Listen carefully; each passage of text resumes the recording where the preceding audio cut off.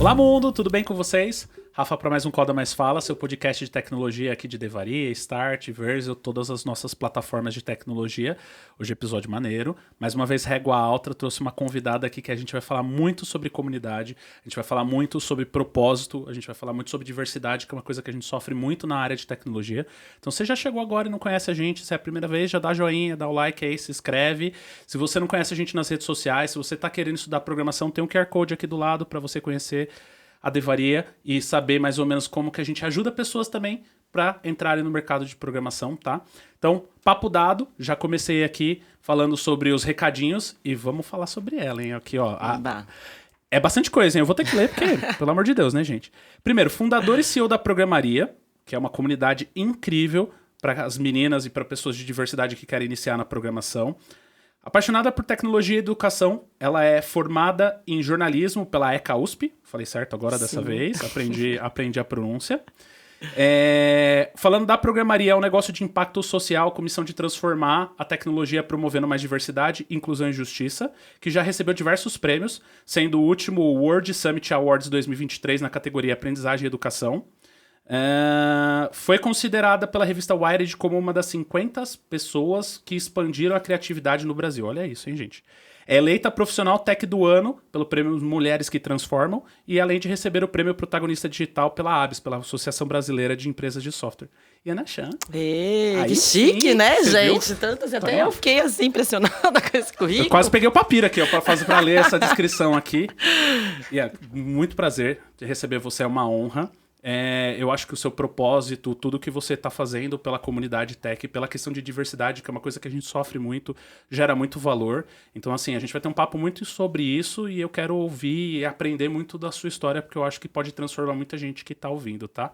Então, obrigada pelo convite. Eu que fico feliz de estar aqui, poder na correria, te roubei no meio de um evento aqui, vem aqui rapidinho, conversa com a gente, depois eu devolvo. Vai dar tudo certo. Vai dar tudo certo. Às vezes, quem está assistindo, principalmente o público do Coda, talvez não conheça essa pessoa magnânima que você é, então faz um overview, principalmente para mostrar para as pessoas que não existe um caminho reto, né? Tipo, veio do jornalismo, parou na tecnologia com propósito. Conta um pouquinho da sua história.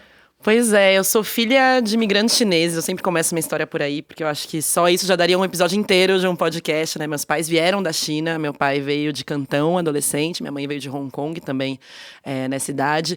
E eu acho que ter sido filha de chineses trouxe uma série de bagagens, assim, né? Culturais acho que e tudo mais. Costumo dizer que o estereótipo de ser filha de imigrantes chineses foi maior do que o de ser mulher, então eu sempre gostei de matemática, sempre. Acho que educação é uma coisa muito importante, né, para essas famílias, a despeito de vários problemas que isso pode causar para a saúde mental, enfim, mas acho que tinha dentro de casa essa obrigação, né, de gostar, de estudar, de curtir. Então eu sempre gostei muito de tecnologia, assim. Eu lembro, meus pais eram empreendedores, e aí eu acho que olhando para trás, para minha história, eu consigo identificar, né, poxa, talvez tenha vindo dali aquela sementinha semente do empreendedorismo ali. Lá na frente olhar para a Programaria e pensar nela como um empreendimento, né?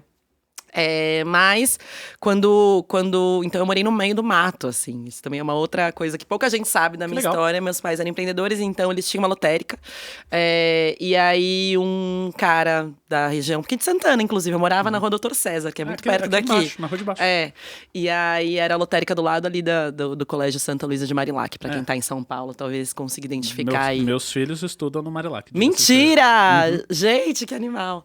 E aí eu lembro que imagina, a família chinesa tinha aula de religião e eu não sabia rezar, gente, porque minha família não é católica. Mas enfim, tudo isso pra dizer que teve um cara que ganhou na loto, na lotérica dos meus pais, e aí ele não sabia como recuperar o prêmio, e aí meu pai o ajudou e ele deu um carro pro meu pai. Meu pai decidiu que ia pegar essa grana e abrir um pesqueiro, porque ele sempre gostou muito de peixe, e daí foi a família inteira pro meio do mato, na zona rural de Jundiaí, 1 quilômetro de estrada de terra adentro da Serra do Japi.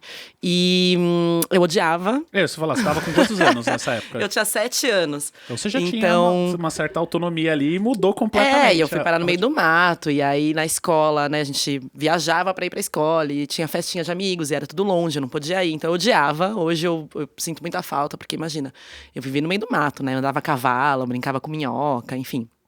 Mas na época eu achava um saco. E aí, quando chegaram os computadores, foi uma grande revolução, assim. Porque nem tinha internet ainda, era os 486, Windows 95, vamos informatizar aqui o pesqueiro. Mas tinha pacote Office. E aí, eu lembro que eu ficava horas brincando com aquilo, que eu achava aquilo, assim, incrível. Eu brincava, olha que doida. Eu brincava de mandar e-mail pro Jô Soares. Eu abria lá o Outlook e ficava a jornalista mandando… mandando e-mail pro Jô Soares. Mandando piadas pro Jô Soares, porque ele tinha isso, né? De ler as piadas que as pessoas mandavam.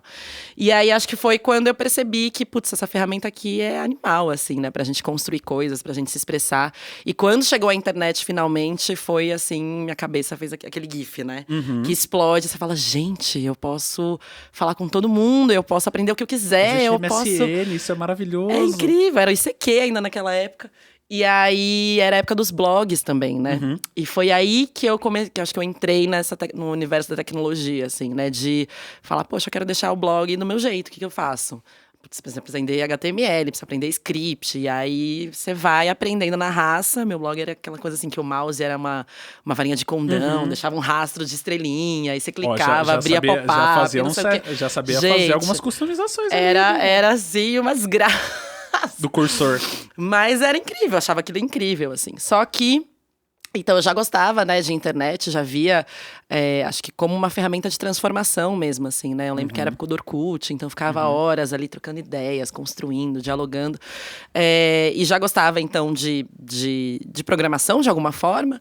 Só que quando eu fui escolher o que ia ser quando crescer, né? E essa pergunta é muito cruel, né? Pra fazer pra uma adolescente de 16 anos que não sabe nada nem de si, nem sobre a vida. Pra onde você vai? O que você quer ser? Eu falei, cara, não sei. E aí eu lembro de ter pegado, né? Fiz USP, como você leu aí na minha mini bio, de ter pegado o manual da FUVEST, e aí eu lembro que eu nem li o que estava no Instituto de Engenharia ou de Matemática e Estatística, né, que é onde tem os cursos de programação, porque eu lembro de, apesar de já gostar, de já estudar, já, né, ter interesse e achar aquilo incrível, mas eu lembro de ter pensado, o que eu vou fazer no meio daquele tanto de homem? Não tem nada a ver.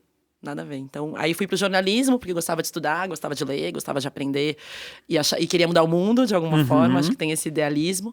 E fui, então, fazer jornalismo. Só que continuei sempre gostando muito de tecnologia. E aí eu me formei lá em 2012 e tal, e era a época, então, das redes sociais, né, que estavam… e da internet, e como que isso estava promovendo uma série de rupturas, inclusive no jornalismo, né? Sim. Então, eu sempre gostei muito dessa dinâmica de entender mais de redes sociais, de entender sobre plataformas digitais. Então, fui trabalhar em veículos de educação que eram digitais. E aí, é curioso porque, como eu tinha já esse histórico, sempre fui meio nerd, né? Então, era a pessoa que gostava de fuçar nos códigos e que colava na galera de TI, né? Que era… Acho que geralmente os jornalistas chamam isso, vai lá falar com a TI, né? Tipo, é uma entidade que não tem a gente rosto, fala que o TI né? recebe a pizza por debaixo da porta. Assim, vai lá falar com a TI, chega a pizza, assim, por debaixo da porta. Exato. Então, ninguém fala essa língua, né? Então, melhor não se misturar com essa galera. E eu adorava me misturar com essa galera, porque eu falava, mas como é que funciona isso aqui? E se fizer isso aqui, como é que vai? E eu via que isso me ajudava a ter mais ideias, assim, né? Do que era possível fazer com essas ferramentas para um fim jornalístico. E aí, enfim, mudanças vai, mudanças vêm, né? Eu saí de ser editora do site, que era o último cargo que eu executei no jornalismo, e fui tocar projetos digitais. Fui ser gerente de projetos, né, de tecnologia, porque a gente estava se perguntando, na última empresa que eu trabalhei, como que a gente podia usar a tecnologia em prol de professores de escola pública, né, que era o lugar em que eu estava trabalhando, e a ideia era fazer uma plataforma, enfim. E aí… chegando na primeira reunião que a gente foi fazer, era um fornecedor externo, acho que foi um ponto de inflexão, assim, na minha jornada, porque eu entrei, só tinham homens, assim. E aí, pra não dizer que tinha uma mulher que era mulher do marketing. E aí, eu fui fazer uma reunião e tinha 12 caras e isso já faz quase 10 anos, então eu tinha uma cara mais nova do que eu já tenho hoje, porque eu ainda tenho… convenhamos, né? Ela vai falando, né, assim, 2012 eu me formei, eu tô olhando e falando, mas ela não tem 20? A gente tem 35 anos, mas o DNA, né, chinês aqui segue firme e forte. E aí foi uma experiência muito ruim, assim, porque eu cheguei na reunião, as pessoas não olhavam pra mim, né? E eu tava lá com uma pessoa que ia dar, né, as regras de negócio, que a gente precisava que fosse feito, etc. Eles faziam pergunta pro meu colega homem, perguntas que deveriam ser feitas pra mim. E chegou uma hora que um cara me interrompeu, assim, ele botou a mão na minha frente, assim, e falou: gente, não sei se vocês estão entendendo o que a Ana tá querendo dizer, mas… nananana, e não deixou eu terminar de falar. E eu falei… não, calma aí, não é possível que isso tá acontecendo, assim, né? Acho que na hora eu não conseguia ainda nomear aquilo, né? Eu sei que eu fiquei muito incomodada, muito inquieta, assim. Falei, gente, será que eu tô doida, né? Ou será que foi realmente uma experiência ruim? Tinha isso, e aí conversando com outras amigas, ela tinha uma amiga, eu lembro, tinha uma amiga empreendedora que falava, putz, eu também tô sendo enganada aqui por um programador, porque ele fala que demora 2 anos para fazer o que eu quero, e eu não sei se é isso mesmo, porque eu não entendo, então eu fico vendida. E tinha uma outra amiga designer que falava, putz, design agora não é gráfico, né? O design é digital, eu preciso aprender a programar, e eu sou burra, eu não consigo. E aí eu falei, não, gente, Peraí. calma aí. Vamos conversar direito, porque eu continuava nessa época aprendendo, né, programação por hobby, assim, uma grande amiga minha, a minha primeira professora de programação, ela me deu aula de Python pelo ICQ ainda, há 1000 anos. E aí a gente ainda era amiga e trocava, tava fazendo nessa época um curso de Python Legal.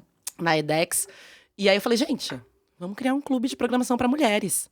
Vamos aqui nos reunir e se o futuro, né, que a gente fala hoje, está sendo escrito em linhas de código, as mulheres também precisam fazer parte desse futuro. E foi aí que nasceu a Programaria, como esse clube de programação para mulheres. E aí a gente foi evoluindo, né? Isso já vai fazer 10 anos ano que vem, né? Então é uma muito pioneiro, aí, né? Você ter essa visão 10 anos atrás de, tipo... A gente já sabia que isso... Eu trabalho também com programação desde 2007, 2008, e sempre foi esse tabu. A primeira coisa que você falou que eu percebi sempre foi esse tabu de muitas ocasiões das mulheres serem negadas, delas serem anuladas, ali aquelas microviolências no trabalho, e ao mesmo tempo um número muito baixo, né? Desde que eu me entendo por gente, eu sempre acompanhei o número de diversidade, né? É bizarro, porque a gente não fala do número de... do gênero XY, a gente fala assim, número da totalidade e do restante. Hoje a gente tem ainda em torno de 10% que não é homem branco. Exatamente. Inclusive os homens, né, de outras etnias, eles também caem nessa questão de diversidade, que faz parte dos 8%. Ou seja, realmente a gente tem uma discrepância muito grande, né? E aí te dá esse começo para você juntar com as meninas e fazerem o clube de programação e virar a programaria é muito legal. E como que foi assim, tá bom, beleza, vamos fazer um clube de programação para meninas, mas como foi? Vocês começaram a se aliar em comunidades? Qual foi a ideia? Pois é, a gente... Acho que eu sempre tive essa coisa meio megalomaníaca, assim, sabe? De tipo, tive uma ideia, vamos fazer, junta todo mundo, bora pra frente. Meus amigos astrólogos diriam que é o meu Marte em Áries. Fica aí a dica a jovem mística que habita em mim. Os jovens místicos todos aí, botem no comentário se estão certos ou não. Eu não tenho propriedade para isso. Comenta aí. Faz sentido, a produção tá dizendo aqui que faz sentido. E aí eu falei, gente, tô com essa ideia, vamos aí juntar uma galera. E a gente fez uma primeira reunião lá no Garoa Hacker Club, que era lá em Pinheiros, né? E eles sempre foram muito parceiros, muito gentis, cederam espaço. E a primeira reunião que a gente fez foi, vamos discutir a nossa relação com tecnologia? E aí foi muito curioso, porque a gente realmente fez uma dinâmica, assim, escreva em post-it o que vem na sua cabeça quando você pensa em tecnologia. E aí quase todas escreveram, acho que não é pra mim. E entre outros desafios, né? Acho que é muito difícil para pessoas que só são muito inteligentes, só pro nerd, branco, cisgênero, heterossexual, classe média alta, etc. Não sei por onde começar. E a gente foi entendendo que essa relação não era só nossa individualmente, né? Mas que se repetia enquanto gênero, assim, que existe uma construção de gênero que diz que a tecnologia... E é uma galera que não estuda história, né? Mas, enfim, mas que diz que tecnologia não é um lugar de mulher, né? E se a gente for parar pra pensar, eu trago aqui no meu peito, né? A primeira programadora da Exatamente, história. Aqui, ó, a Ada Lovelace, né? Então, o primeiro ser humano a criar um algoritmo para ser processado em uma máquina computacional é uma mulher, né? E, no entanto, essas histórias vão sendo apagadas e a gente vai fortalecendo, né? A partir da narrativa do nerd, da década de 80, do videogame, que é um brinquedo masculino, enfim. Mesmo na área de hardware, né, e de software. Então, as mulheres eram do software, as máquinas que calculavam, né, daquele filme lá, do Estrelas Além do Tempo. Sim. Que tem a Dorothy Vaughan, que é outra diva da tecnologia aqui, que tá na minha camiseta. Então, tem mulheres que são pioneiras, né, dentro da tecnologia, mas que não chegam a gente. E a gente foi percebendo que tinha uma questão, né? Uma cultura, uma narrativa que vai afastando as mulheres da tecnologia. E que, ao mesmo tempo, por outro lado, tecnologia determina muita coisa na nossa vida hoje. É a tendência do mercado hoje, né? Hoje as empresas, elas não são mais ou só de tecnologia ou só de um setor. Na verdade, elas precisam ser de ambas, né? Elas precisam ser de Perfeito. algo com tecnologia, né? É isso, ela permeia tudo, assim, né? Como a gente estuda, como a gente trabalha, como a gente se conhece, como a gente compra, como a gente aprende, enfim. Então, não ter mulheres participando da construção dessas soluções, né? Desses produtos que impactam tantas vidas é muito ruim para todo mundo, assim, né? Não só para as mulheres, mas para a sociedade como um todo. E daí, então, a gente falou, vamos fazer alguma coisa sobre isso. E aí, a primeira versão da Programaria foi ser um beta-site. Então, a gente falou, vamos aprender a fazer um site. E aí, a partir disso, a gente conta como tem sido esse aprendizado para que outras mulheres também se incentivem a aprender, né, essa ferramenta, etc. A gente começou a fazer muitos eventos para trazer essa discussão. Acho que hoje, depois de quase 10 anos de estrada, acho que as pessoas têm um pouco de vergonha de perguntar por que diversidade, assim, né? Porque acho que já é uma coisa que… É meio óbvio, já não deveria embora, ter... embora tenha ainda algumas pessoas aí que estão vivendo em outros séculos que se perguntam, e eu não deixo de responder. Eu acho que é importante a gente trazer todo mundo. Não existe válida, pergunta assim, boba. né? É isso, acho que é importante. Se a pessoa perguntou é porque ela tem a dúvida, então tá tudo certo. Exato, então vamos falar sobre isso e tudo mais. Mas acho que a gente vê uma tendência, né, das pessoas de já entenderem que, poxa, se a gente é mais de 50% da população, né, se as pessoas negras são mais de 50% da população, e eu olho para um time de tecnologia que é 90% composto por homens brancos, tem alguma questão aí, né? Com certeza. E aí, acho que durante muito tempo a gente foi produzindo conteúdo, foi produzindo discussões para explicar que não era só falta de interesse ou porque o cérebro das mulheres não é adequado para ter o pensamento lógico ou qualquer coisa do tipo, assim, né? A gente entendeu que é uma questão de falta de oportunidade, de como a gente trabalha. Primeiro foi embutido, né? De certa forma, aquilo que você falou. Muitas das mulheres achavam que não eram para elas. Ou seja, já foi embutido na narrativa delas essa ótica. E é além de todas as questões sociais, financeiras, né? Perfeito. Eu já volto para terminar de contar a história da Programaria, mas já que você levantou essa bola, tem uma pesquisa que eu gosto muito, que é da OCDE, né, que aplica o PISA, né, que é aquela avaliação para estudantes de 15 anos ao redor do mundo, e eles fizeram um estudo de gênero, né, e eles trouxeram que as meninas têm mais chance, elas expressam mais sentimentos negativos em relação à matemática, então estresse, medo, insegurança, mais do que os meninos, mesmo quando elas têm um desempenho elevado. Então é isso, não é sobre capacidade, né, a gente já aprendeu que o cérebro é plástico. Ele se desenvolve a partir do estímulo que ele recebe. Mas a gente sabe que as meninas e os meninos ainda hoje recebem estímulos diferentes, né? Dos brinquedos. Por mais que o cérebro seja plástico, somos seres sociais, né? Perfeito. Tem essa questão. Uma coisa é o que o seu cérebro tem aptidão, outra coisa é o que você vê na referência do ambiente que está à sua volta. Perfeito. E aí você olha para o seu ambiente e fala, opa, acho que não é para mim. Né? Como que eu vou imaginar se há alguma coisa que se eu não vejo pessoas como eu fazendo isso? Nunca me imaginei fazendo isso. Isso. Então não vou nem tentar, que é o que acontecia muito, assim, né? Então essa ideia, essa minha amiga, né? Poxa, eu quero aprender, mas sou burra, não consigo. Eu falei, não, peraí, não existe gente burra, né? Exatamente. Trabalhava com educação, eu entendia que era uma questão de encontrar experiências que fizessem… A inteligência fizessem… é que você tem mais habilidade, Perfeito, né? E experiências que façam sentido pra você, né? E aí, então, a Programaria começou assim, com essas discussões, com eventos, com as primeiras oficinas que a gente foi fazendo. E foi muito legal a primeira oficina que a gente deu. A gente não sabia, né, o que ia acontecer. A gente tava empolgada, né, com a ideia lá, a megalomania da Iana. E aí, a gente, vamos fazer uma oficina num café lá em Pinheiros. E aí, a gente tava esperando 20 pessoas, apareceram 50, assim. E aí a gente falou, caraca, que incrível, assim, né? Não é falta de interesse, é falta de oportunidade e de uma coisa que elas se identifiquem, né? E o discurso era sempre o mesmo, poxa, sempre quero aprender, tô vendo que isso é importante, mas sozinha é muito difícil, né? Tem isso também, né? De aprender online, sem apoio é muito difícil. Então, como que eu consigo encontrar outras? Como que eu consigo perceber que eu não tô sozinha nas minhas dificuldades? Isso é muito poderoso, assim. Isso é muito…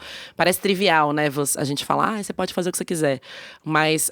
acho que para pessoas que têm essa construção, né, de que não é para você, de que é muito difícil e que muitas vezes duvidam de si, né, porque eu acho que é sempre uma interação, né, o indivíduo e o ambiente, né, dentro do qual ele está inserido.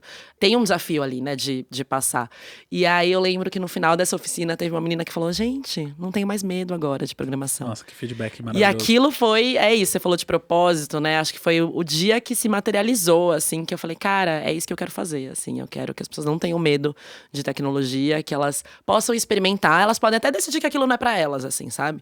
Mas elas experimentaram e viram com os próprios dedos, com os próprios olhos, assim, né? E não esse medo prévio, né? De, não sei se eu dou conta, então não vou nem tentar. O preconceito ali, né? Exatamente. De se tentar, né?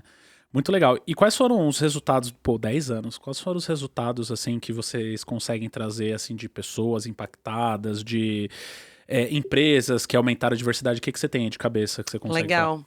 Dentro da programaria, a gente já alcançou mais de 100 mil pessoas. Deixa eu até contar o que a gente faz na programaria hoje, né? A gente tem 2 braços, assim. Um que são os cursos, então, de primeiros passos, para quem não sabe nada de programação. A gente chama, são os cursos Eu Programo, para fazer esse trocadilho com programaria, né? E aí eu programo. E aí, dentro desse curso, a gente, depois da pandemia, ele se tornou 100% online. E aí foi muito legal, porque a gente conseguiu alcançar pessoas do Brasil inteiro, né? E dentro de um modelo de impacto também. Então, as pessoas conseguem escolher o valor que mais se adequa à realidade delas.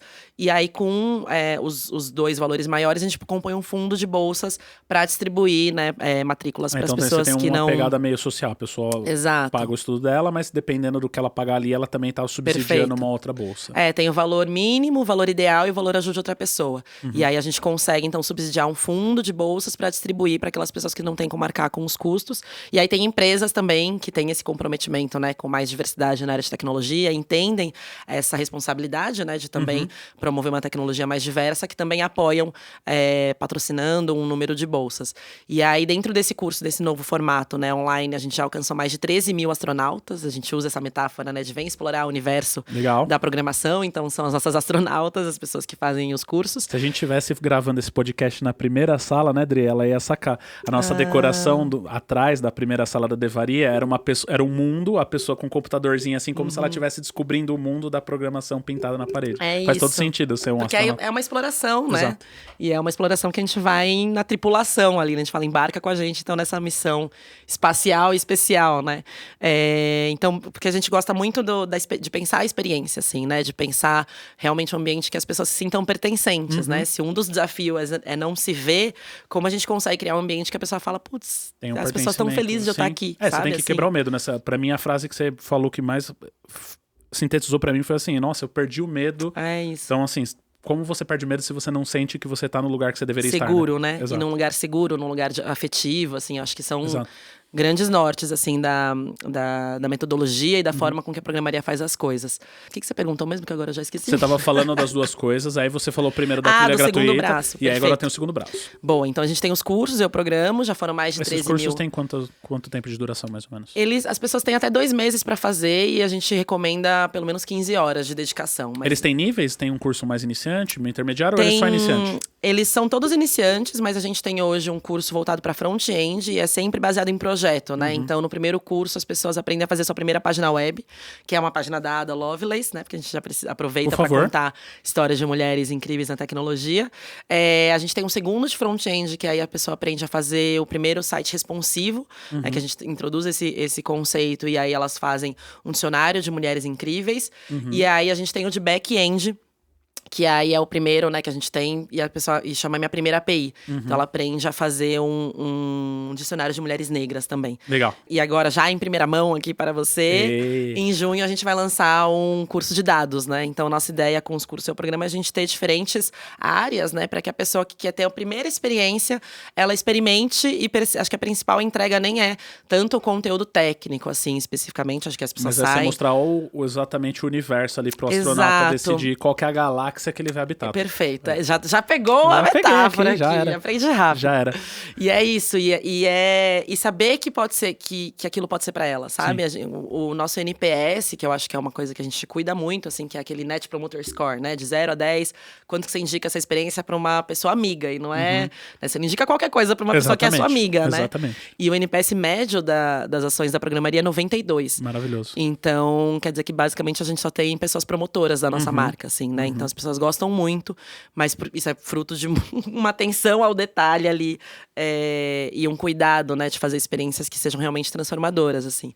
Então, acho que tem o principal depoimento, né, das pessoas que saem do curso agora eu sei que eu consigo. Né, que é um pouco essa linha do perdi o medo, né? Tipo, agora eu sei que eu sou capaz de aprender, né? Algo que durante tanto tempo me falaram que eu não podia e às vezes eu posso até ter acreditado que eu não podia.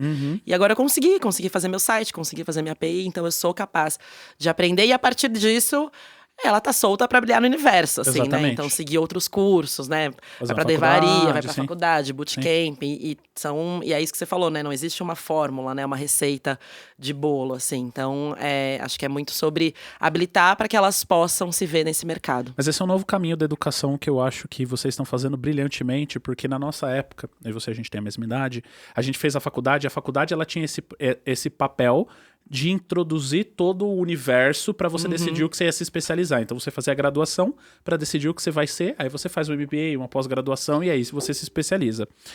Pro mercado que a gente está hoje, isso é muito tempo. Levar 4 anos de uma ciências ou 5 anos de uma engenharia de software é legal, nada contra, a gente já falou várias vezes aqui sobre faculdade, mas que talvez o timing não seja o melhor, você esperar 5 anos para decidir. Então vocês serem esses embaixadores do Hello World, de deixa eu te colocar em cada um dos universos para você saber. E agora você acelera muito a velocidade das pessoas. Sim. Fora que uma faculdade não custa, né? Ela tem um custo agregado de 4 anos ali. Então total. faz toda a diferença. Eu acho que esse é o novo formato da educação. Então vocês estão fazendo um papel primordial, que é o papel de não esperar 4 anos para saber o que você vai fazer. Vamos entender agora, seja você que tá vindo de transição de carreira, seja você que tá vindo do ensino médio, vamos entender o universo. Sim. E aí você escolhe ali onde você quer habitar. Muito legal. Perfeito. Até ver se você gosta, né? Exatamente, porque isso. tudo bem você não gostar, né? Às vezes a gente tem depoimentos de muitas pessoas. Minha turma de ciências começou com 80 e terminou com 15. Tem um motivo, Sim. né? Então, assim, gastou-se 3 a 4 anos para você desistir no último ano. Inclusive, muitas pessoas que estudaram comigo tinham essa impressão, poxa, falta só um ano, então eu vou fazer a faculdade até o final. Mas, cara, você não gosta disso. Então, tipo, desconstruir um pouco isso, né? Porque senão a pessoa perdeu 4 anos da vida dela. E poder recalcular a rota, né? Tem Sim. muita gente dos cursos da programaria que tá fazendo transição de carreira, que é isso, que foi para jornalismo, para direito, enfim, educação, saúde, de diversas trajetórias, e de repente se depara com o fato de que ou a indústria na qual eu tô tá em crise, e aí eu não consigo mais achar emprego, ou puxa, acho que eu não gosto disso, ou mesmo, tipo, olho pra tecnologia e vejo uma oportunidade de uma área muito dinâmica, de uma área que remunera bem, de uma área que eu posso trabalhar de uma outra forma. Então, acho que poder recalcular a rota, acho que é um privilégio, assim, né, da nossa geração, assim, diante de entender que as coisas mudam de forma muito rápida, assim, né?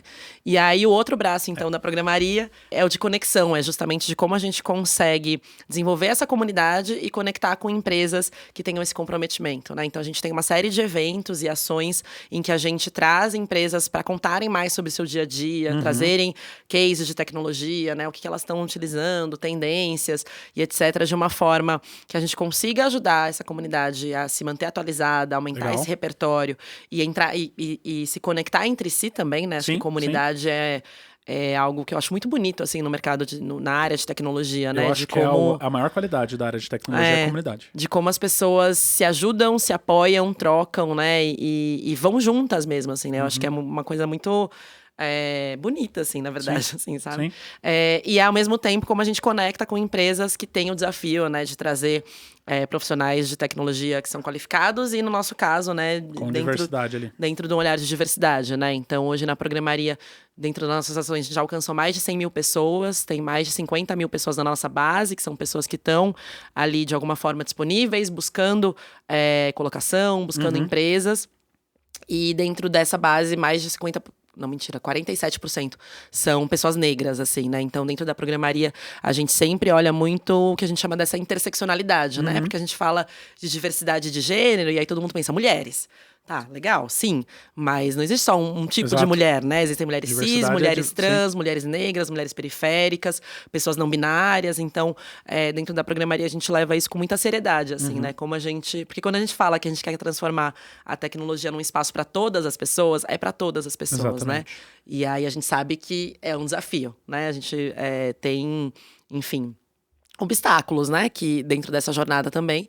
Mas é a visão que a gente quer trazer, assim, né? De que se a gente quer uma tecnologia mais diversa, mais inclusive, mais justa, né? E até achei legal que já mandaram para você a nova missão da programaria, porque essa palavra justiça a gente adicionou no ano passado, né? Porque a gente entendeu que tem um porquê a gente quer mais diversidade e inclusão, né? A gente quer mais diversidade e inclusão na tecnologia para que esses produtos e serviços que a gente está falando aí, que impactam a vida das pessoas, sejam bons para as pessoas, né? Que eles não aumentem desigualdade, mas pelo contrário, que eles ajudem. E é comprovado, tem vários estudos que dizem que quando você você tem só um perfil dentro de uma cadeia de criação de produto, então perfil, seja ele, né, de gênero, de diversidade, de qualquer coisa, que o produto ele sai muito indexado para aquele grupo de pessoas. Então, até isso a diversidade é importante para se criar produtos melhores, porque você vê em vieses e culturas muito diferentes, e aí cada um dá uma ideia diferente. Então, é por isso. Também, por isso, a diversidade é importante. Ela vai fazer a gente ter produtos melhores, sem sombra de dúvida. E mais inovadores, Sim. né? Acho que toda empresa fica falando, temos que pensar fora da caixa. Tem que disruptar. Vamos trazer inovação. E aí, beleza, vamos inovar. Aí você olha pro seu time de pesquisa e desenvolvimento, seu time de TI, são todos iguais, com o mesmo background, estudaram na mesma faculdade. Como que você vai pensar coisas novas, né? Exatamente. Como que você vai ter ideias fora da caixa se todo mundo tá exatamente na mesma caixa dentro da sua empresa? Perfeito. Então, acho que a diversidade, ela pode trabalhar como um motor de inovação, né? Então, poxa, eu tenho uma história aqui, eu, enquanto mulher, filha de imigrantes, etc., tenho meu background, né? Uma outra pessoa vai trazer o dela. E aí, os produtos são melhores quando a gente pensa nas dores, né? E nas necessidades das pessoas específicas. Tem um caso que a gente gosta muito de falar, que foi um relógio de uma empresa, relógio daqueles de smartwatch, assim, né? Para coletar dados de saúde, então quanto tempo você dorme, batimento cardíaco, etc, etc. E ele foi lançado sem dados de ciclo menstrual. E que é uma coisa, né, que para as pessoas que menstruam impacta muito na nossa saúde, na nossa imunidade, no nosso humor, enfim. Sim, com certeza. E aí você fala, cara, possivelmente não tinha uma pessoa que menstruava ali naquele time. Só assim, pode, né? Porque para publicar algo, né, que não tivesse isso, então acho que a diversidade ela ajuda nisso também, né? Sim. De como a gente consegue atender diferentes necessidades, fora todas as pesquisas que mostram, né? Que em times diversos você tem culturas mais fortes, você tem um engajamento maior entre os times, tem uma colaboração maior também, porque acho que tem um desafio, né? A troca é melhor.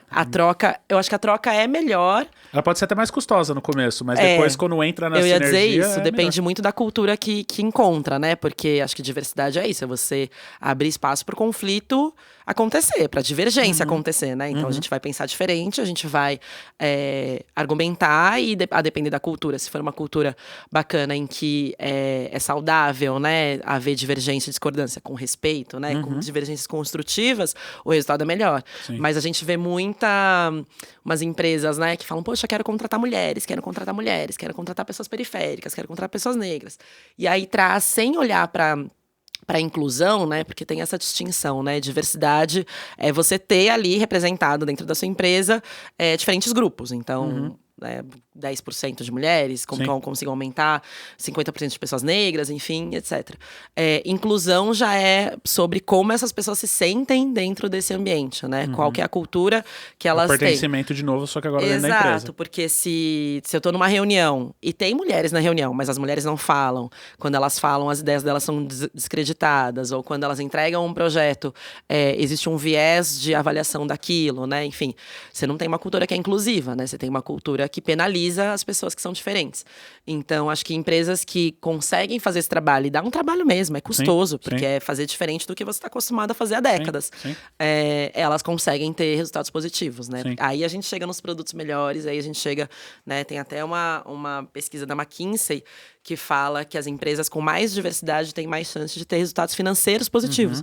Justamente por isso, né? Porque você consegue produtos melhores. Você cria melhor. Uma das coisas que eu vejo quando a gente vai falar principalmente de pessoas de vulnerabilidade, periféricas e tudo mais, é que, e até trazendo para essa linha de inclusão, é que hoje o ensino de programação, por mais que a gente tenha programaria, por mais que a gente tenha devaria, entre outros canais incríveis para trazer essas pessoas, que eu ainda vejo uma barreira muito grande, que é a barreira do computador, internet e luz.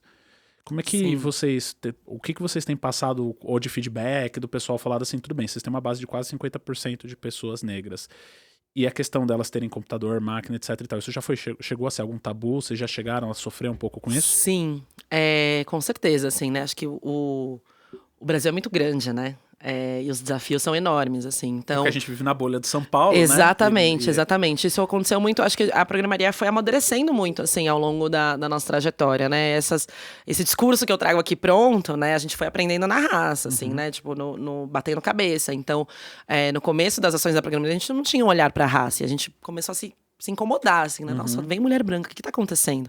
E aí a gente começou a fazer ações intencionais, né? De como a gente trazia mais mulheres negras para falarem, para serem instrutoras, por exemplo, e como isso impactava no público que vinha. Poxa, mas só tem mulheres cis, vamos fazer ações específicas para mulheres trans. E a gente via que quando tinha esse convite específico, a gente mudava o ponteiro, assim, né? A gente fez um projeto com a Intel específico para bolsas para pessoas trans, e a gente teve um aumento de 800% no número de pessoas trans no curso. E é isso, né? Por mais que a gente falasse, já tinha esse discurso, imagina, já era um nichado, né? A gente já falava de mulheres, já falava de diversidade de alguma forma, e mesmo assim, públicos específicos não vinham. Identificação, né? É isso. E aí eu acho que a gente foi, então, entendendo o nosso papel, né? De fazer um trabalho bem feito, né? A gente não quer… A gente tem muita responsabilidade quando a gente fala, né? De trazer diversidade e inclusão, que não é essa diversidade que muitas vezes é o caminho fácil que as corporações tomam, assim, né? Então, quero diversidade, vou contratar mulheres brancas. Vou fazer um programa aqui e acabou, entendeu? É isso. E aí a gente… Tem até um projeto agora que a gente fez com a Associação Cactus, que foi muito incrível, porque a gente deu bolsas do curso para meninas de 10 a 17 anos do Brasil inteiro, que passaram pela Maratona Tech, que é como se fosse uma Olimpíada de Matemática voltada para programação. Foram medalhistas, né? Então já tinham ali o interesse. E eles queriam premiar essas meninas, e a gente fez uma parceria e ofereceu bolsas do nosso curso. E aí, imagina, meninas de 10 anos fazendo o curso. Nossa. E aí a gente fez a live, né, de formatura, que a gente fala para celebrar, e elas abriam o microfone assim, eu queria agradecer, porque foi muito legal fazer o curso, conheci um monte de gente legal, e a gente assim, meu Deus, que coisa a gente que tá feliz, a gente que tá aqui feliz. Não, o time tava assim, sorriso de orelha a orelha, assim, porque é incrível, assim, e elas fizeram esse primeiro curso que eu falei do site, e eu usei aqui para fazer o projeto da minha escola de diversidade, não sei o quê, e a gente assim, essas meninas vão mudar o mundo, assim, né?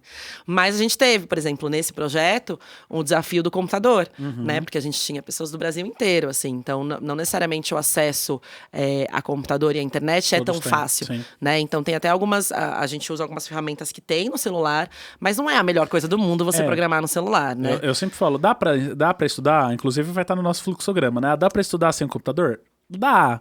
Mas não vai ser a mesma coisa. Você vai levar, talvez a curva vai ser muito maior, né? E aí a gente teve algumas ações de doação de notebooks, assim, algumas empresas procuraram a gente, não é alguma coisa que a gente conseguiu estruturar ainda. O que a gente traz muito é buscar acesso, né, dentro de políticas públicas. E aí é fundamental, né, a gente ter apoio do governo para ter os centros, né, de laboratórios, de disponibilização. Pelo menos ter uma sala de aula para eles. De disponibilizar computadores e internet para que as pessoas possam ter acesso, assim. Mas você está certíssimo, assim, é um baita desafio que a gente não tem ainda uma solução para isso. E tem outra coisa que a gente estava conversando lá fora, que talvez você deva ter números e é legal a gente trazer, que vocês estão fazendo um trabalho incrível, a gente está trazendo mais pessoas, mais diversidade para o mercado, mas o mercado não está dos melhores para quem está entrando na carreira.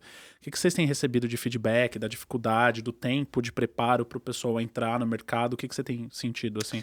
Boa, Rafa, é um desafio, né? Porque a gente está nessa jornada há um tempo já.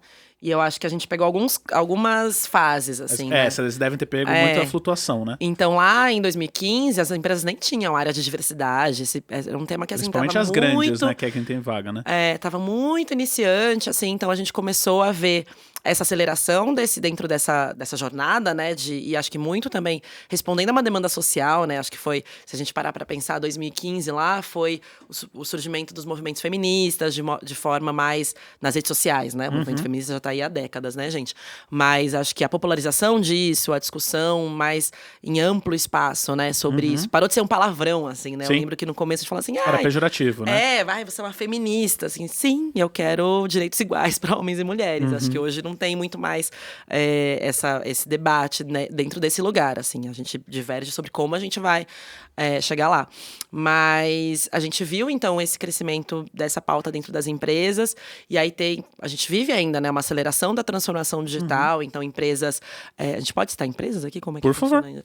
Então, a gente fez projetos, né, com o Grupo Boticário, Legal. com o Globo. Grupo Boticário e Natura são dois maravilhosos na questão de diversidade, né? Que trabalham…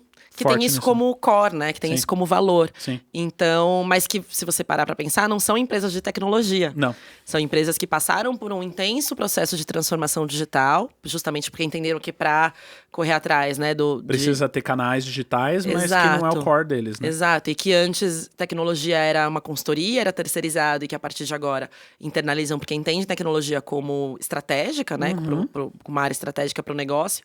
E aí, a partir disso, com pandemia, uma aceleração absurda, assim, né? Tipo, precisamos contratar dev a rodo aqui para poder deu aquele entregar. boom de subida. Aí e agora deu uma pequena diminuída. o ano passado a gente teve uma série de layoffs, né? Big Tech se estruturando, enfim, várias questões. E alguns dados que a gente teve acesso, foi difícil validar, né? Do layoffs que saiu, falando que mulheres e pessoas negras eram pelo menos 50% das pessoas demitidas.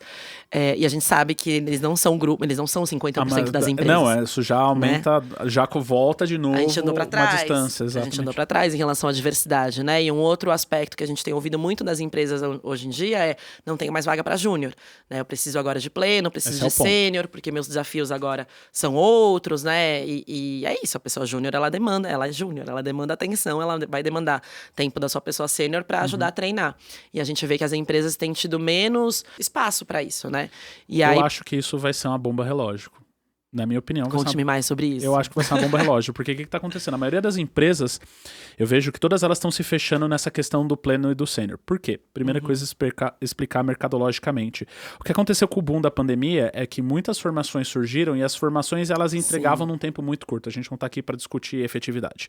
Mas é nítido. Eu estudei nos primeiros 4, 5 anos que eu era programador, eu estudei o que talvez uma pessoa levaria 8 para estudar hoje. Então, isso fez com que eu acelerasse a carreira. E aí, hoje, se entregam programadores aptos em 3 meses. 4 meses. Não faz sentido, né? E aí, a empresa fala assim, beleza, tá todo mundo entregando, então eu vou contratar. E contrata e se decepciona. Então, aconteceu que, assim, uma coisa eu concordo, o sênior, ele tem que ajudar o júnior. Mas o sênior não tem que fazer o trabalho do júnior. Porque perfeito. A partir do momento que o sênior tá fazendo o trabalho do júnior, você tá pagando em dobro. Sim. Então, tipo assim, se o sênior ganha 10 e o júnior ganha 5, eu tô pagando 15... e o sênior tá tendo que fazer hora extra, eu tô pagando 17, opa, essa conta não tá fechando. Sim. Vale a pena eu pegar 2 plenos de 8. E até uma irresponsabilidade, né? De formações que a gente tem um cuidado muito grande, assim. A gente fala, gente, o curso não, e o nosso especificamente, que é de primeiros passos, não entrega empregabilidade. Não saiam daqui aplicando pra vaga. Vocês vão ver no fluxograma hoje que a gente fez, o quanto que vocês precisam saber pra se dedicar. Exatamente, porque é muito frustrante pra todo mundo, né? Pra Exatamente. pessoa que não consegue se colocar porque ela se sente enganada, ou me falaram que num bootcamp eu saí daqui ganhando R$5.000. Exatamente. Não consegui um emprego, ou entrei no emprego porque a empresa comprou ali a ideia de que estava contratando, mas me sinto péssima, porque eu não sei nada, não consigo aqui navegar, e a pessoa fica achando que o problema é ela, né? Exatamente. Só que, às vezes, não é isso que você falou, poxa... Foi imputado um formato que a pessoa sabe, ela é conhecedora de framework, ela não é nem programadora. Exato, ela consegue repetir exatamente aquilo que foi ensinado dentro do contexto do bootcamp. Você desloca aquilo para outro, já perdi a referência, assim, né? Então, concordo com você, de como que a gente olha para a qualidade dessa formação e não penaliza as pessoas, Exatamente. né? Só que é isso, é uma conta que não tá fechando. Mas é uma bomba relógio. Aí, só pra gente fechar esse assunto. Pensa assim, beleza, tudo bem. As empresas viram isso, elas falaram, não, eu vou botar mais dinheiro, eu vou colocar plenos e sêniors, só que a empresa continua crescendo. Vai chegar uma hora que ou esse custo de software vai ficar muito caro, que isso já é um problema no Brasil. Não sei se você já viu essas pesquisas, mas tem uma pesquisa do Gartner, acho que é do Gartner, que fala que o custo de software no Brasil, ele tende a ser 30% a 40% mais caro que em outros lugares do mundo. Caraca, em mão de obra.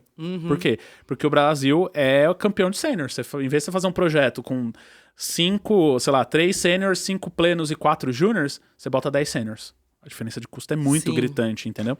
Então, nessa linha, eu acho que as empresas vai chegar uma hora que a hora que começar a sangrar de entrega, já não vai dar mais, porque aquele júnior que ela poderia ter dado chance lá no começo, agora já teria um bom pleno. E aí volta-se de novo a oferta e demanda. E daqui a pouco vai voltar todo mundo correndo, contratando. Então eu acho que é uma bomba relógio esse movimento que o mercado está fazendo. Como tornar mais sustentável isso, Exatamente. né? Porque eu acho que é isso da empresa entender que ela tem uma responsabilidade ali na formação também. E aí quando a gente olha para a diversidade, pra gente fica bastante complicado, porque, poxa, eu quero contratar pleno, quero contratar sênior, beleza, mas isso significa que você vai tirar de um lugar e botar no outro. Exatamente. É quase aquele lugar vai ficar com vaga. Exatamente. É quase uma noção predatória, né? Exatamente. Você não tá plantando, né? chega a ser um assédio, porque talentos. é literalmente dinheiro. É tipo assim, você tá ganhando X, agora eu vou te dar X mais 3. E aí a pessoa fica trocando por salário o tempo todo, né? E é insustentável, né? Totalmente. Porque você não muda, e pra gente que olha, né, na nossa missão lá, transformar a tecnologia em um lugar mais diverso, você não muda contratando só Você não muda sênior, ponteiro né? nenhum. Então, tanto que a gente tem uma ação que é o Programaria Contrata, né? Que é justamente as empresas pedem pra gente, quero contratar e não consigo, quero contratar. E a gente tem, poxa, vamos fazer aqui eventos, ações pra gente fomentar a comunidade. Aí você conta mais do seu dia a dia, faz a tua oferta, né? Das oportunidades que estão abertas, contam como que é a tua cultura, seus diferenciais, enfim. E aí você consegue trabalhar, né? Uma relação da sua marca empregadora com essas mulheres. E aí, só que algumas empresas falam, legal, mas eu quero pra ontem, né? E a gente sabe que isso não acontece pra ontem. Então, a gente construiu o Programaria Contrata, né? Que beleza, então vou te ajudar a achar esses perfis. Tenho aqui uma base de pessoas que estão interessadas. Consigo avaliar empresas que têm minimamente né, condições e interesse ali em trabalhar diversidade e inclusão de uma forma responsável. Sim. Então, posso te apresentar perfis e você contrata. Só que o que a gente fez foi, para cada vaga que você fizer com a Programaria, a gente vai gerar 10 bolsas gratuitas no nosso curso. Legal. Porque é isso, a gente precisa garantir a sustentabilidade, né? Sim. Você pode tirar daqui, mas a gente precisa plantar, né? Para continuar Novas na metáfora sementinhas da agricultura, novas sementes para que elas floresçam e se tornem lá no futuro pleno e sênior, assim, né? Mas acho que é um desafio, assim, né? Acho que quando a gente tem momentos de crise, que foi que tem, né? De demissão, de menos investimento, de recursos de investimento, de momentos de contenção, né? De gastos para gerar melhores resultados financeiros, não tem muito como escapar, assim, diversidade acaba sendo uma linha que é cortada nas empresas, assim, né? Triste. E aí você vê que é da boca pra fora, né? Que Obviamente. De novo, vai pegar a pessoa que tá mais preparada, a pessoa que tá ali, que teve, né, computador em casa a vida inteira. Enfim. Esse é o desafio de trabalhar com impacto. Tem outra coisa que, conforme você estava falando desse último assunto, só pra gente trazer isso também à tona, que eu acho que essa é uma coisa que a gente precisa disseminar muito na área de TI, eu falo isso muito em palestras e tudo mais, que assim como a gente tem a comunidade como um excelente ponto positivo da área de tecnologia, a gente tem uma outra parte que eu acho que é o nosso principal defeito, que é todas as empresas, sem exceção, elas esperam que o programador esteja pronto para trabalhar nela sem nunca ter estado nela. E aí eu vou falar na palestra, eu pergunto, falo com CEOs, falo com C-Levels e falo assim, vocês acham que no processo seletivo do Starbucks, o Starbucks pergunta se a pessoa sabe fazer um frappuccino? Aí fica todo mundo assim. Eu falo, então, por que você espera que o programador saiba trabalhar na sua empresa? Uma coisa que a gente falha muito na área de tecnologia, e eu vejo que grandes empresas fazem isso bem, pega o Starbucks, você tem Mac, você tem outros lugares que fazem isso, e a gente deveria começar a incorporar isso, e você tem uma voz para isso, quando a pessoa entra na empresa, é ali que você tem que colocar ela no mapa, é ali que você tem que treinar ela e não antes. Foca seu esforço em contratar uma pessoa que tem match cultural com aquilo que você precisa, porque a capacitação é sua. Melhor forma de você investir barato, você tá, né, vou dar uma provocada agora. Você tá insatisfeito com as formações do mercado? Faz a sua interna da sua empresa. Eu garanto que a sua assertividade vai ser maior. Como você usa, de que forma você usa e treina pessoas para isso. Por que você não pega, em vez de já contratar um júnior, um pleno, um sênior jogando, pega ali, você vai ter um time com sênior lá que já tá estabilizado, com pleno, por que você não faz um programa e abre 3 vagas de júnior e você treina essa galera? Eu garanto que você vai me agradecer disso depois. Eu acho que isso é um defeito nosso, né? O defeito da TI como um todo, né? Das áreas techs como um todo. Acho que é uma visão de construção mesmo, assim, né? De como que eu acho que talvez tenha um lugar também que é uma ignorância em relação à área, né? A gente estava até falando disso, né? Tem muitas pessoas, por exemplo, do RH, que buscam fazer o curso da programaria porque percebem que não sabem fazer o seu trabalho, assim. Por isso que nasceu o Tech Recruiter, né? O Tech Recruiter nasceu dessa dor, né? Exato. Então, como que eu consigo entender melhor desse universo para conseguir navegar melhor? Então, é um conteúdo, é o que você falou, assim, as empresas hoje... Não tem uma empresa que pode falar, eu não sou uma empresa de tecnologia. Porque pode não ser seu core, pode ser que você não venda tecnologia, mas você precisa de tecnologia para fazer isso aí girar, ou para atender melhor seus clientes, ou para ter canais para... E como você tá treinando esse time interno? Exatamente. Como que você faz as pessoas entenderem isso, né? Como que olha para a tecnologia como uma forma de gerar valor para o negócio, né? E aí eu acho que passa por isso, pela formação das pessoas, pela cultura, por como a gente olha para esses talentos em tecnologia, né? E aí de uma forma mais sustentável. Acho que gostei muito dessa metáfora da bomba relógio, porque eu acho que é isso, assim, né? É uma forma que tá funcionando, mas que a gente vê que a conta não tá fechando. Essa assim, bomba relógio foi o que fez os salários subirem tanto em 2021, porque a galera, literalmente, quando explodiu a pandemia, que explodiu os canais digitais que precisava crescer, ninguém tava preparando o Junior Plane. E aí, o que aconteceu? Vamos contratar todo mundo. Aí eu me arrependi, aí agora vou fazer tudo de novo. Vocês estão repetindo o ciclo, sinceramente, assim. É isso. E aí é uma questão de quando, né? Vamos falar pro pessoal que tem interesse de conhecer a programaria, como que funciona a dinâmica? É turma? É só a pessoa chegar ali, já entrar no site? Esse treinamento de data science que vai sair, como que estão todas as formatações para uma pessoa que quer entrar na programaria hoje? Só entrar no site, gente, programaria.org, assim. E aí lá tem todos os cursos, você pode se cadastrar a qualquer momento, é um curso 100% EAD, então você faz onde você quiser, no ritmo que você quiser, dentro dos 2 meses que a gente coloca, né? Porque também a gente sabe que um desafio de aprender online é justamente o foco ali, o foco e a disciplina, né? Então, a gente coloca um timing para ajudar a pessoa a se organizar. E aí, dentro do curso, tem as tutoras, né? A gente faz aulões, como eu estava até te comentando, que é o Entre Astronautas, que são momentos de troca ali para a comunidade se conhecer, se apoiar, tirar dúvidas, etc. E aí tem a comunidade no Discord, tem comunidade no WhatsApp. A gente criou... A gente tinha muito preconceito em fazer curso online, assim. Porque a gente falava, poxa, um dos principais aspectos da programaria é o afeto. Exatamente. Né? Você como trazer a pessoa pro pertencimento ali. Cara, fiz aqui um rumo de grão de bico, porque você me falou que era uma pessoa vegana, assim, sabe? Era esse nível, assim, que a gente trazia. E a gente falou, putz, como a gente... Na pandemia, a gente falou, agora a gente vai ter que morder a língua, né? E de fato, usar a tecnologia, nesse caso, também a nosso favor, assim. E foi muito legal, porque a gente teve um ganho, né, de escala. Enfim, então imagina, a gente fazia cursos de turmas de 25. No começo a gente tinha turmas, né? A gente acabou abolindo pra pessoa poder entrar a qualquer momento. Mas as primeiras turmas tinham 300, 500 pessoas, assim, né? Então é um ganho de escala que a gente jamais conseguiria continuando naquele modelo, né, do presencial. E ao mesmo tempo a gente viu que elas continuam se ajudando, se apoiando, trocando, assim. As tutoras hoje, por exemplo, que fazem esse trabalho, né, de apoiar nas dúvidas, foram alunas, foram astronautas. Eu ia perguntar se alguém quisesse se voluntariar, quem já tem um pouco mais de experiência, se era só quem já era ex-aluno ou se tem alguma forma de se voluntariar? Não, só entrar em contato. A gente tem nossas embaixadoras também, que são as pessoas que produzem conteúdo, né, em que a gente consegue continuar apoiando e gerando valor para a comunidade. Então, acho que hoje, formas de se engajar na programaria, né? Você que gostou aí. A gente tem, então, os cursos. E aí, como eu falei, para quem não sabe nada, a gente tem, você que já sabe, você pode se engajar também nos eventos, compartilhando conteúdo, né? Trazendo ali sua expertise para a comunidade. A gente tem ações específicas também para a comunidade de trocas que a gente faz mensalmente, momentos interativos. Então, a gente está sempre buscando pessoas que queiram compartilhar conteúdo, então tem diferentes maneiras, assim. Legal. Acho que o melhor canal é procurar a gente nas redes sociais, @programaria. Só procurar a gente no @programaria, que aí lá a gente conta de todas as oportunidades, as campanhas que estão abertas também, vira e mexe, a gente faz campanha de arrecadação de bolsas, né, porque ano passado a gente atendeu só 30% das pessoas que pediram bolsa pra gente, né, então tem mais gente que quer aprender e a gente não tá conseguindo alcançar, então tem essa forma legal pra gente de poder trazer apoiar. Pras empresas, né, olha aqui, quantidade de pessoas interessadas que a gente não tá conseguindo suprir, né? Super, acho que é isso. A gente repete muito, assim, não é uma questão de falta de interesse.